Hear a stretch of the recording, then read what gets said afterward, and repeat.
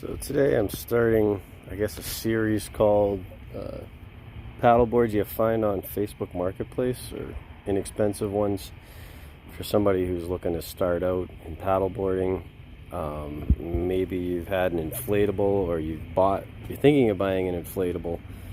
They're usually where a lot of people start, and then you discover you like it, but they're slow, they get blown around, they have their issues with, they leak, and then how do you fix it?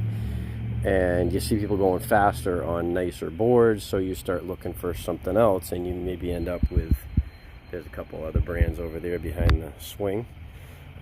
This is one that I found on Facebook Marketplace. It floats. It would be incredible for a beginner board, but I can tell you it ain't fast. It's 12 feet long, which length is always good. It has a beam of about, I believe the website says 31.5 inches. I'm getting, I don't know, anywhere between 31.5 and 32 inches, which is actually really nice for a width when you're learning and maybe your stability isn't the greatest.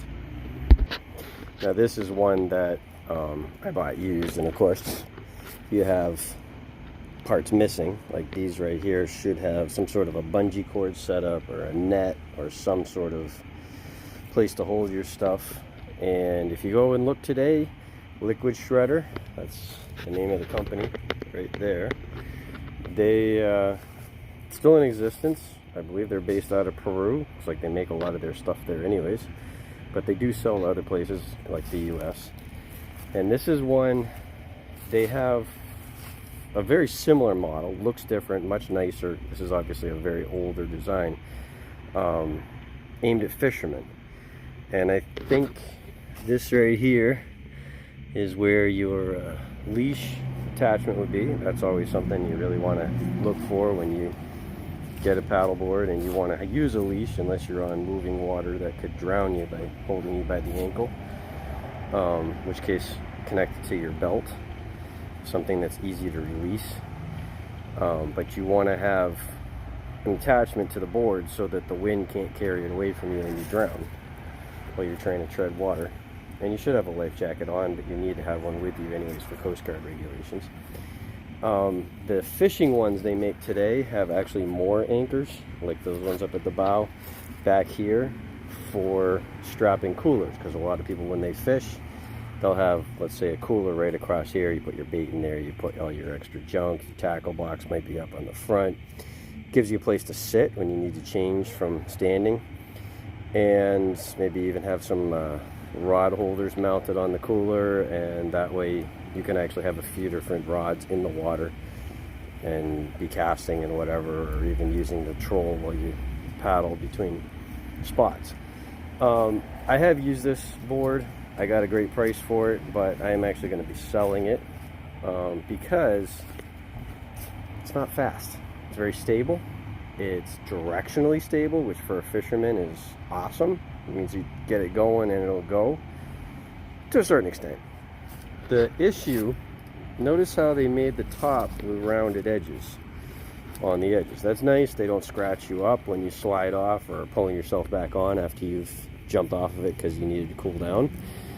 But the issue you run into is, I notice up here in the bow, they made it nice and rounded on the edges all the way around, which is nice. And this is a plastic finish, as you can see by the bright yellow. The problem is, you get back here to, I guess you call it the rails if you're into surfing, and they go from a nice profile to a sharp edge.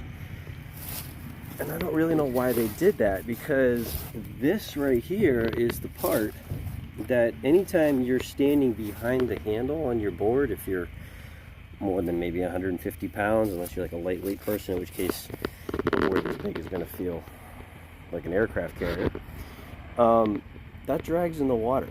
And I found when I was paddling it, I had to stand well forward. The handle, the hole that's in the middle of the top deck,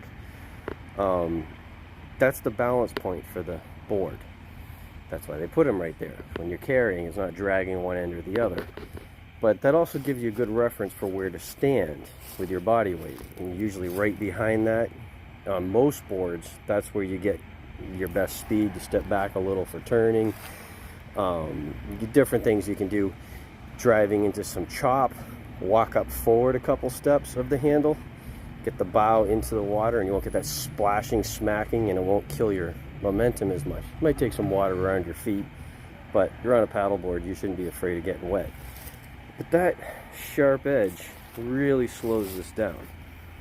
And I have nicer boards. I really get these because I take a group of kids paddling every year, and it's nice. They love paddleboards. That was the big hit in the past 2 years. I have a couple of these inflatables. I have some of these plastic boards, and they were fighting over them. They just could not get enough of them. They were diving off of them. They were flipping them in the water. They were swimming around. It was awesome. And then a bunch of them, they paddled back. It was probably a mile or two, and they loved it. But a board like this would be very, for a fisherman, I'm sure it probably works great. But for me, if probably a couple kids on a 12-foot board, it's going to be slow. Just because of that sharp edge. If they had made that more rounded, or a lot of boards that actually have some rocker and brings the stern right up out of the water, it just didn't give a good turn of speed. But for a fisherman, where stability is your big thing, because you want to stand for casting, retrieving, netting the fish, you know, all the stuff that you do as a fisherman, you know what it is if you fish. It's great, and that's really what this board is for. Ain't going to be the fastest thing in the world. It could be a nice toy to have on the beach at your beach house.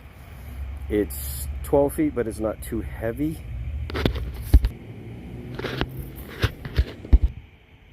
According to my scale, you're pushing 50 pounds with this, which is definitely a little bit on the heavier side for something.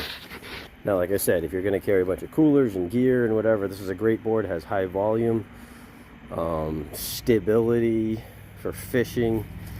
It's great. For general paddling around the pond, like, they give you this nice, you know, it's a USA fin box.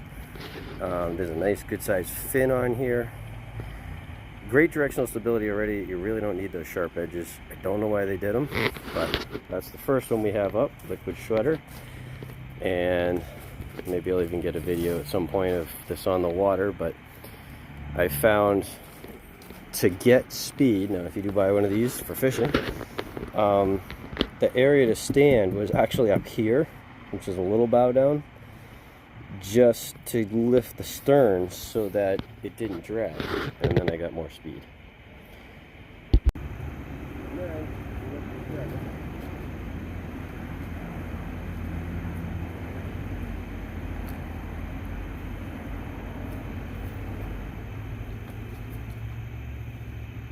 And I would definitely say wear your life jacket, but I can stand up and